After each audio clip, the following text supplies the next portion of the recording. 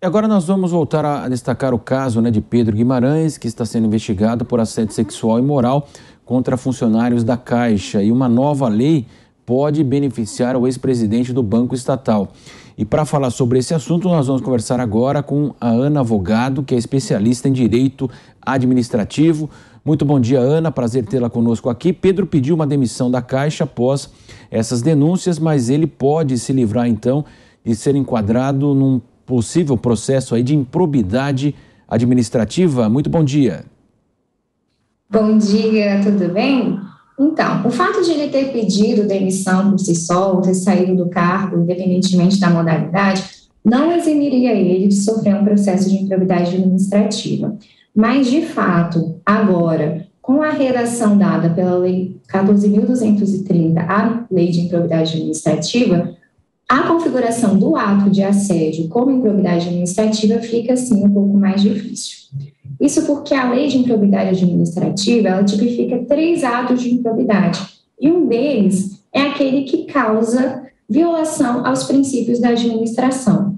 A redação anterior desse artigo, que seria o artigo 11 da Lei de Improbidade, era mais genérica e dava um rol exemplificativo. Isso permitia com que qualquer ato doloso que violasse os princípios da administração fosse enquadrado como um ato de improbidade que violasse os princípios. Mas agora, a nova redação dada pela Lei 14.230 deixou o artigo mais específico e deixou também um rol taxativo. Então, apenas aqueles atos que são lá tipificados na lei, que estão efetivamente descritos, podem ser enquadrados nesse dispositivo. E o assédio não é um deles. Então, assim, se torna mais dificultoso, ele não pode ser enquadrado como ato de improbidade administrativa justamente pelo assédio não ser mais colocado como essa modalidade na Lei de Improbidade Administrativa.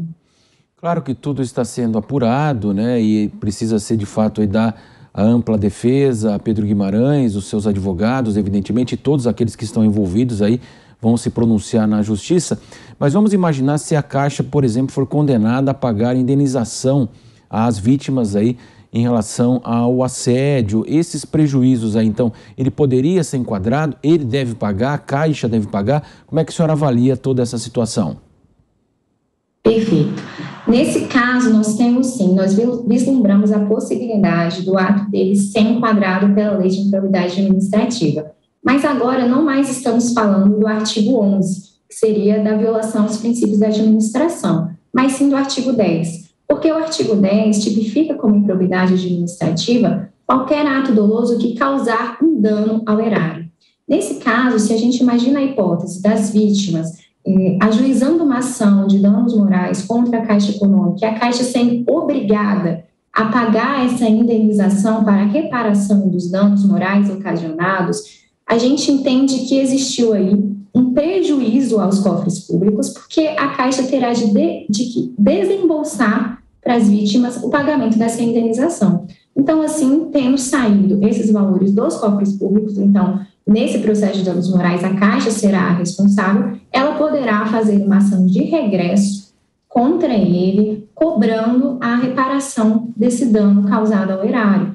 E tendo havido, então, esse dano ao erário por um ato doloso, caso assim seja apurado, aí sim nós temos a subsunção do fato à Lei de Improbidade Administrativa, agora pelo artigo 10, que é aquele ato que cause um dano ao erário. Assim, nós poderíamos ter, sim, a persecução pelo sistema de improbidade administrativa.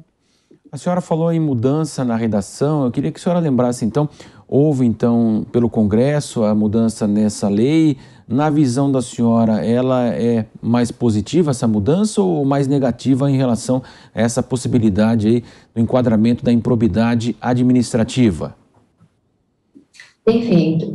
Eu entendo que a Lei de Improbidade Administrativa, essa nova redação, ela veio, sim, um caminho muito positivo, no sentido de dar maior segurança jurídica ao agente público, porque a gente via, em todos esses anos, desde a promulgação da Lei de Improbidade, muitos quesitos abertos deixados pela norma que geravam uma certa insegurança jurídica.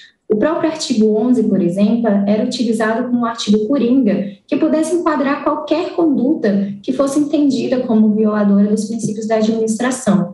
A gente via também no artigo 10 a tipificação do ato culposo de improbidade administrativa, que gerava a penalização de agentes que agiram com culpa em um sistema muito gravoso. Então, deixava uma certa desproporcionalidade entre as penas da lei de improbidade administrativa e aquele ato que não foi praticado com uma má-fé, com o dolo de causar efetivamente um dano à administração.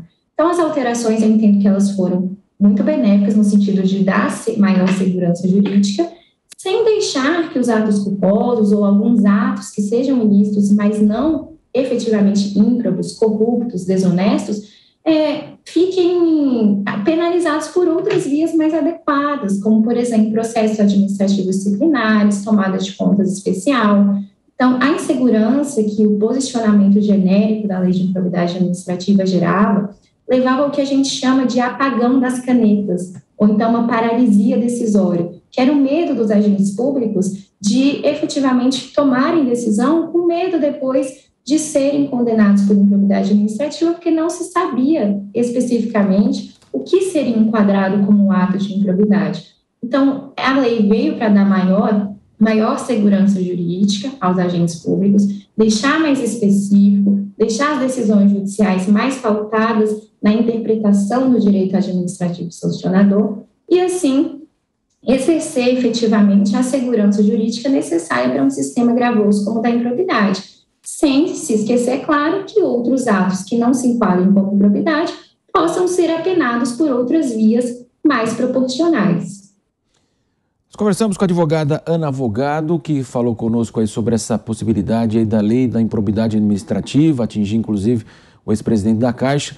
Muito obrigado pela participação da senhora aqui no Jornal da Manhã, segunda edição. Até a próxima, até mais. Eu que agradeço, até mais.